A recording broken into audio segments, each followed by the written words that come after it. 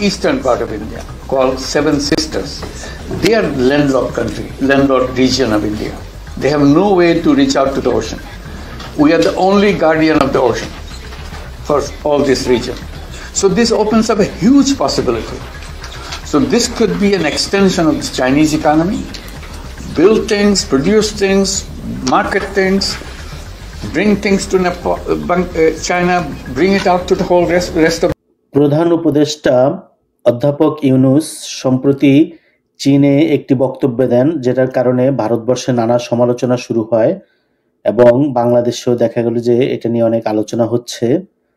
তো তিনি সেখানে বলেন যে ভারতের 7টি অঙ্গরাজ্য, যাদেরকে আমরা সেভেন সিস্টার নামে চিনি, সেগুলিতে চাইনিজ ইকোনমির একটা এক্সটেনশন প্রতিষ্ঠা করা এবং বাংলাদেশে উৎপাদন করা প্লাস ভারতের সেই সেভেন সিস্টার্সে উৎপাদন করে আমরা নেপাল, ভুটান এবং বহির্বিশ্বের বিভিন্ন দেশে সেগুলিকে রপ্তানি করতে পারবো।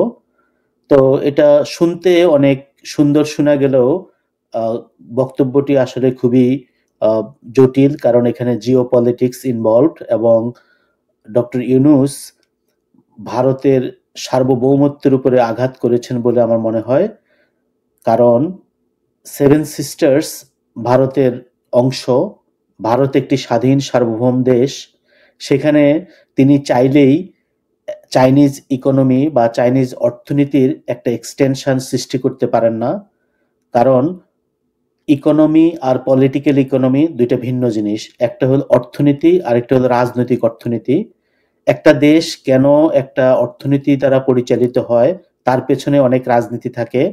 যেমন আমেরিকার ফ্লোরিডা অঙ্গরাজ্য থেকে কিউবা খুব বেশি দূরে নয় এবং কিউবার অর্থনীতিও ফ্লোরিডার চেয়ে খারাপ। তো আমরা যদি ডক্টর ইউনূসের মত অনুসারে যদি আমরা বলি যে ফ্লোরিডার ইকোনমির এক্সটেনশন আমরা কিউবাতে চালু করে দিই, তাহলে তো সবকিছু সমাধান হয়ে যায়, কিন্তু সেটা আমরা বলতে পারি না, কারণ কিউবা একটি স্বাধীন সার্বভৌম দেশ। একইভাবে ভারতের সেভেন সিস্টার্স স্বাধীন সার্বভৌম দেশ। ডক্টর ইউনূস সেখানে চীনকে বা অন্য কোনো দেশকে আসার জন্য আমন্ত্রণ জানাতে পারেন না, বা তাদের ইকোনমির এক্সটেনশন করা হোক সেখানে, সেটা বলতে পারেন না। এটা আমার মনে হয় যে সম্পূর্ণভাবে কূটনৈতিক শিষ্টাচার বহির্ভূত একটা কথা, এবং উনি হয়তো সহজ সরল ভাষায় বলে ফেলছেন, কিন্তু আবার রাজনীতিতে কূটনীতিতে কোনো কিছুই সহজ সরল নয়। তো উনি প্রথম সেখানে এটা বলেন যে ভারতের সাথে এবং নেপাল, ভুটান ও সেভেন সিস্টার্সের সাথে বাংলাদেশের একটা সম্পর্ক, এবং সেই সম্পর্ককে কাজে লাগানোর জন্য, বঙ্গোপসাগরকে কাজে লাগানোর জন্য আমাদেরকে পাত্তা দেওয়া উচিত এবং চীন সহ অন্যান্য দেশ বাংলাদেশে বিনিয়োগ করা উচিত, কারণ সেভেন সিস্টার্স ল্যান্ডলকড এবং তাদের সমুদ্রে কোনো অ্যাক্সেস নাই। Bangladesh guardian of the ocean ইত্যাদি বিভিন্ন কথা তিনি বলেছেন। তো এগুলি আসলে মনে হয় যে তেমন সমস্যাজনক কথা নয় বাংলাদেশের পয়েন্ট অফ ভিউ থেকে, কিন্তু বাংলাদেশ আরেকটা স্বাধীন দেশের রাজ্যকে ল্যান্ডলকড বলতে পারে না, যে কারণে দেখা গেল আসামের মুখ্যমন্ত্রী এর তীব্র প্রতিবাদ জানিয়েছেন। তারা বাংলাদেশকে কেটে টুকরে টুকরে করে দেওয়ার কথাও বলেছেন।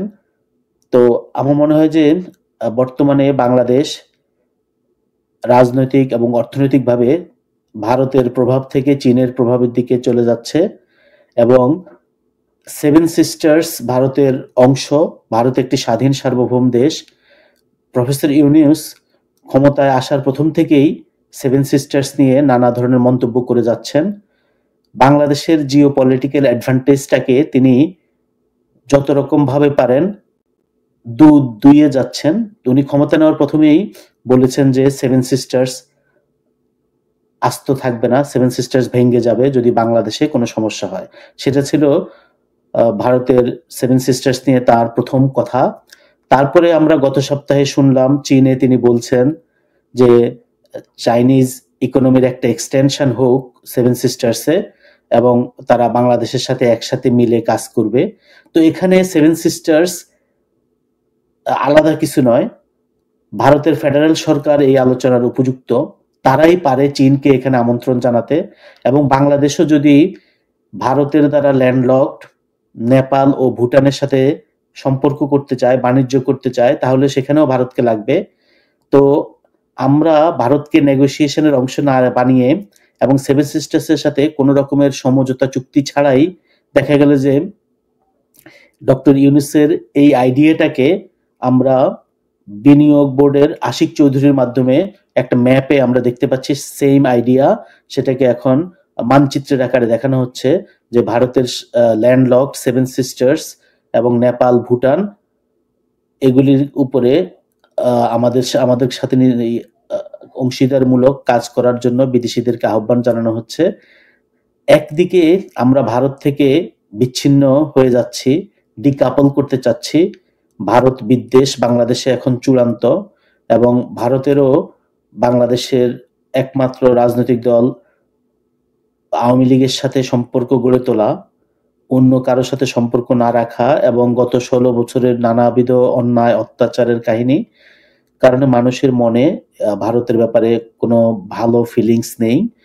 সবই ঠিক আছে, আমরা ভারত থেকে সরে যেতে চাচ্ছি, এবং প্রফেসর ইউনূসের হাতেও তেমন অপশন খোলা ছিল না, কারণ বর্তমানে প্রেসিডেন্ট ট্রাম্প ক্ষমতায় এবং ইউরোপের সাথেও আমেরিকার একটা সম্পর্ক টানাপোড়েন চলছে, সুতরাং তিনি পাশ্চাত্য থেকে তেমন সুবিধা পাবেন না। এদিকে ভারতের যে কূটনীতি এবং রাজনীতি সেটাকে মোকাবেলার জন্য ডক্টর ইউনূসকে বাধ্য হয়েই হয়তো চীনের কাছে যেতে হয়েছে।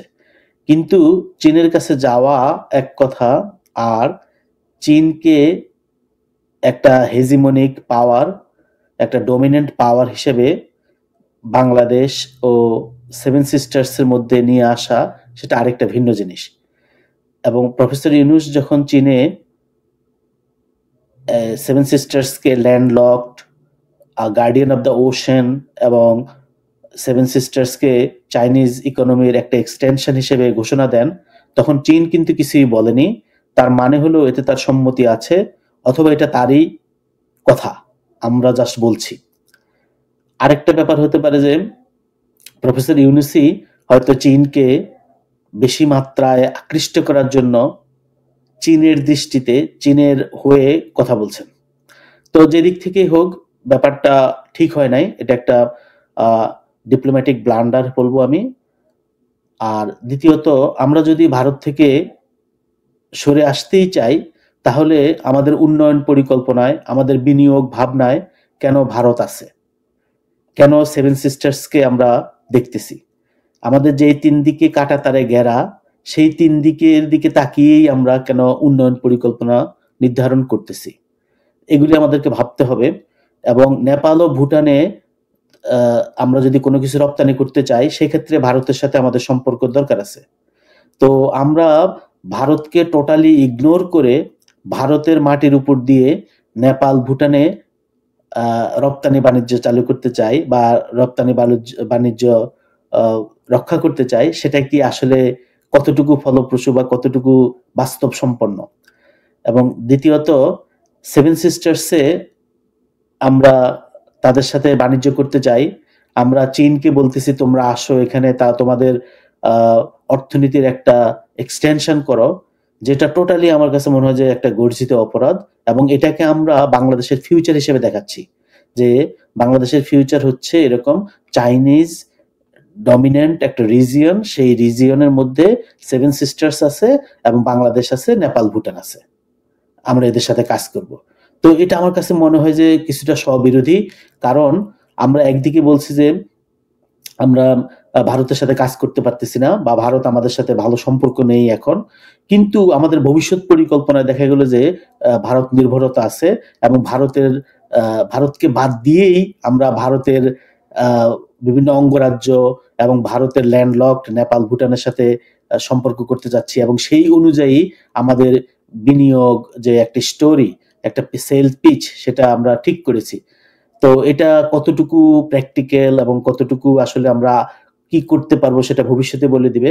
তবে আপাতত বোঝা যাচ্ছে যে আমরা ভারতের বলয় থেকে চীনের বলয়ের দিকে চলে গেছি এবং চীনের চাইতে দেখা গেল যে আমরাই চীনকে বাংলাদেশ অঞ্চলে প্রতিষ্ঠা করতে চাচ্ছি এবং তাদেরকে ইনভাইট করছি যে তোমরা আসো, তোমরা এসে ভারতের এই অঞ্চলটাকে একটা নিজেদের নিয়ন্ত্রণে নিয়ে নাও, ইকোনমিক নিয়ন্ত্রণে নিয়ে নাও। তো একটা দেশ ইকোনমিক নিয়ন্ত্রণে কখন যায় সেটা আমাদেরকে ভাবতে হবে যে একটা ইকোনমিক এক্সটেনশন কখন সম্ভব হয় এবং এর দ্বারা আমরা আসলে কি বুঝাতে চাচ্ছি বা মানুষ কি রিড করতে পারে বা কি রিড করছে। তো সবকিছু মিলিয়ে আমি মনে করি যে ভারত আমাদের নেইবার, ভারতের প্রতিবেশী, 3 দিকে তারা আমাদের সাথে আছে। তো যেই কোনো সিদ্ধান্ত নেওয়ার ব্যাপারে আমাদেরকে খুবই সতর্ক থাকতে হবে, সাবধান থাকতে হবে। আর আমরা যদি তাদের সাথে সম্পর্ক করতে না চাই, আমরা লাকি যে আমাদের বঙ্গোপসাগরের ওপেনিংস আছে, তো আমরা সেই দিকে সম্পূর্ণভাবে নিজেদের উপরে ফোকাস করতে হবে এবং রপ্তানিমুখী যদি আমরা কিছু বানাতে পারি সেটাকে আমরা সমুদ্র পথে রপ্তানি করতে হবে।